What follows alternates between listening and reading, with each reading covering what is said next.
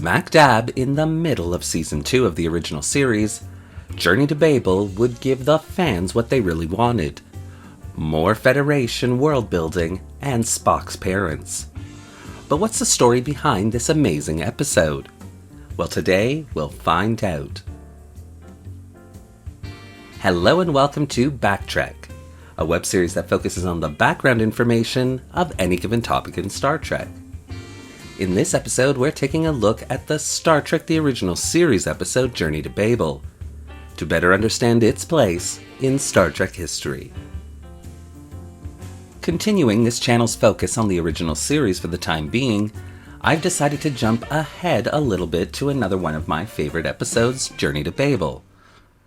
Essentially another bottle show, this episode has everything that a fan could ever want.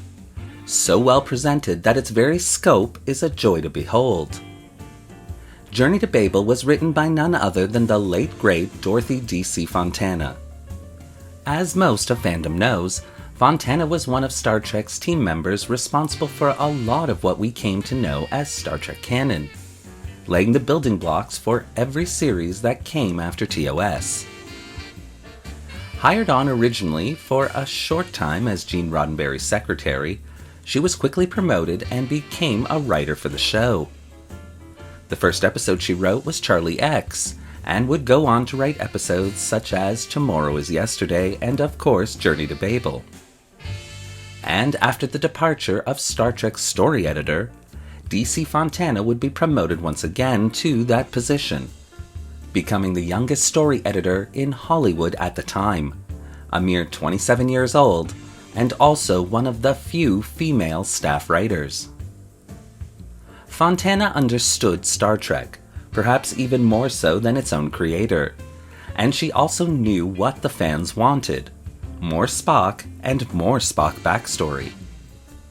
Amok Time, which featured our favorite Vulcan going into heat and returning to the planet of his birth, had been a complete success, and this inspired Fontana to want to write about Spock's family.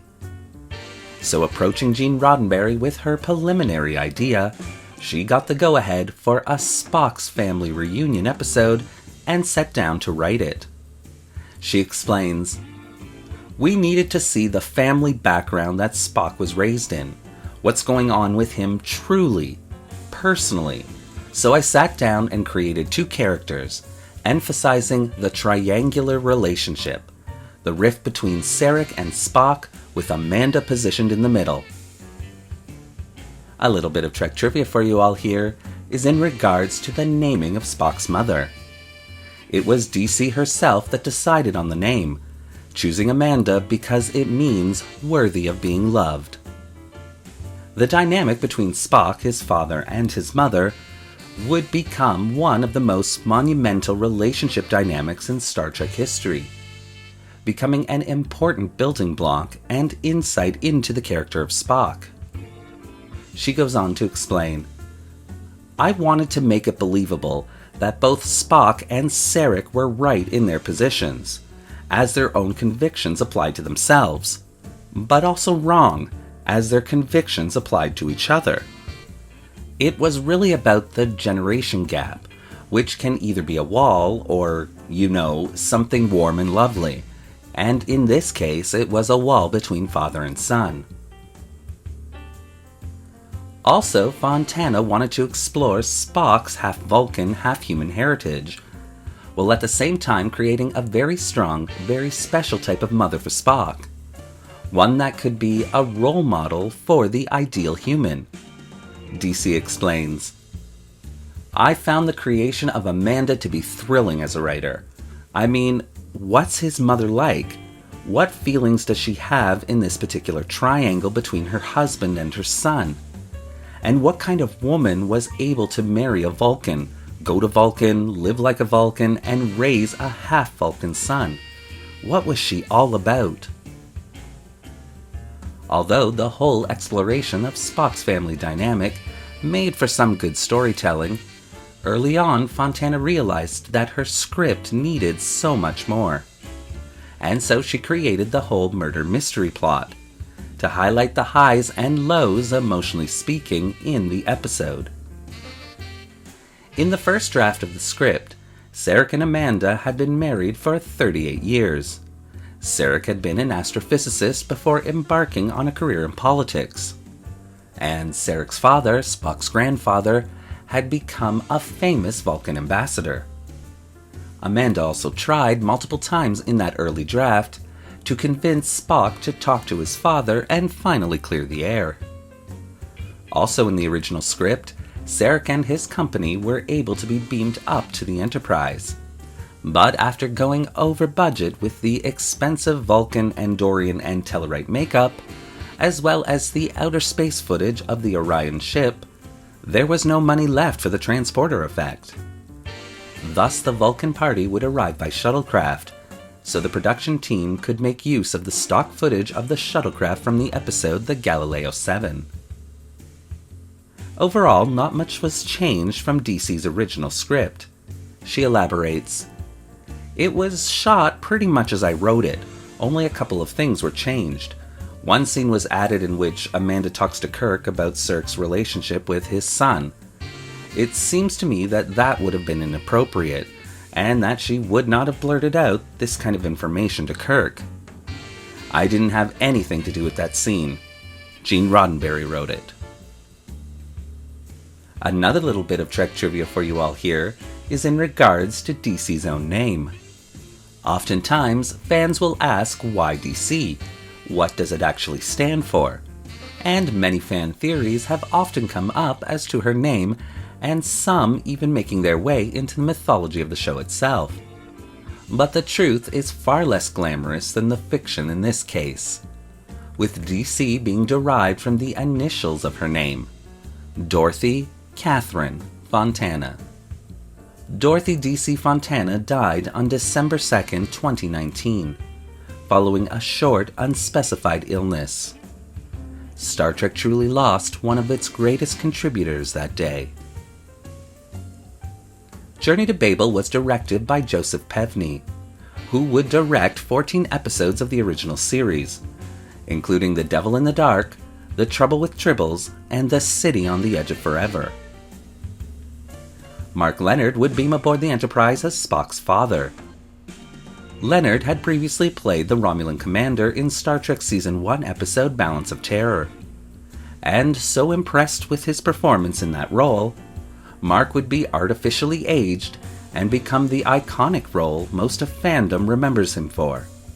And of course, Mark would go on to reprise his role of Sarek in the Star Trek feature films, as well as in Star Trek The Next Generation. Mark Leonard died on November 22, 1996, of kidney failure at the New York University Hospital. For the role of Amanda, Spock's mother, Jane Wyatt would be hired on. Wyatt would have an extensive acting career, having appeared in many films from the 1930s through the 1950s. Of course, though, she is probably best known for her portrayal of Margaret Anderson on the popular television sitcom Father Knows Best, which she won 3 consecutive Emmy Awards for. When she was offered the part of Amanda, Jane Wyatt had never heard of Star Trek before, and thought it was a comedy. She expected to have a week of laughing on the set, but when she arrived for her first day of filming, she was very surprised by how serious everyone was taking the show. As a tribute to her long and distinguished career, Wyatt is called Miss Jane Wyatt in the episode's closing credits. Wyatt would retire from acting at the end of the 1980s, and would die of natural causes on October 20th, 2006. She was 96 years old. William O'Connell would join the cast as Thalev, the Orion posing as an Andorian, while John Wheeler would argue his way into fandom's hearts as the Tellarite Ambassador Gov. Both men had relatively extensive acting careers, appearing mostly in guest-starring roles. A last little bit of Trek trivia for you all here is in regards to the makeup and costuming for Ambassador Gov. Actor John Wheeler had so much trouble seeing through the prosthetics over his eyes that he was forced to raise his head to see his castmates. and this single move would end up being a defining characteristic for the entire Tellurite species, as all later iterations of the show would take this awkward sightline as meaning the Tellurites as a species were arrogant, as well as belligerent and aggressive. Journey to Babel would also contain several other firsts for Star Trek. This episode marks the first mention of Starfleet intelligence in Star Trek history, as well as the Salot, Spock's pet as a child, that would later be expanded upon in the animated series.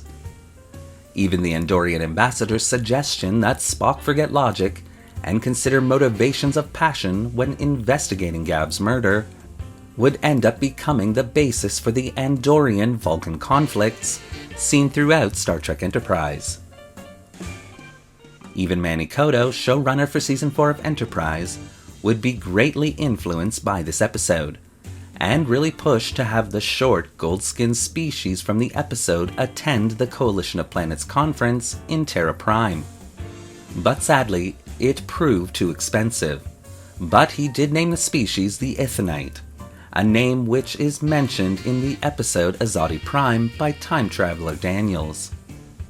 Overall, the reception for this episode was amazing, becoming the favorite of many fans of the show as well as the cast and crew of Star Trek.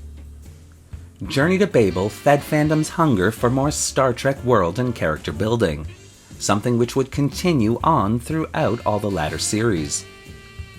As a result, the importance of these types of Trek episodes cannot be overstated, earning Journey to Babel its wonderful place in Star Trek history. Captain's log, stardate 3842.3. The Enterprise has been assigned to transport ambassadors of Federation planets to this vitally important council. Mr. Spark, we'll leave orbit in 2 hours. Would you care to beam down and visit your parents? Ambassador Sarek and his wife are my parents. We favor admission. You favor? Why? You call us thieves?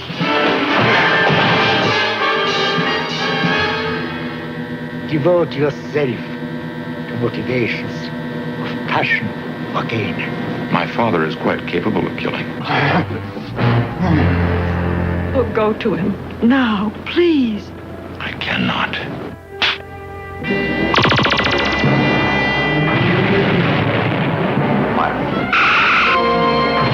Doctor, his heart stopped.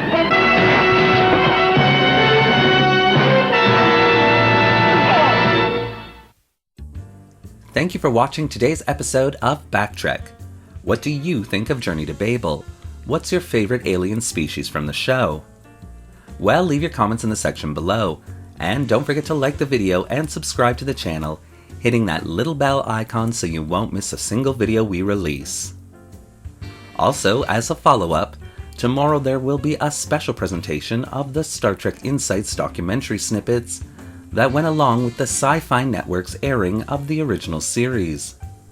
So be sure to check that out. Want to help the channel win all the arguments against the Tellurites?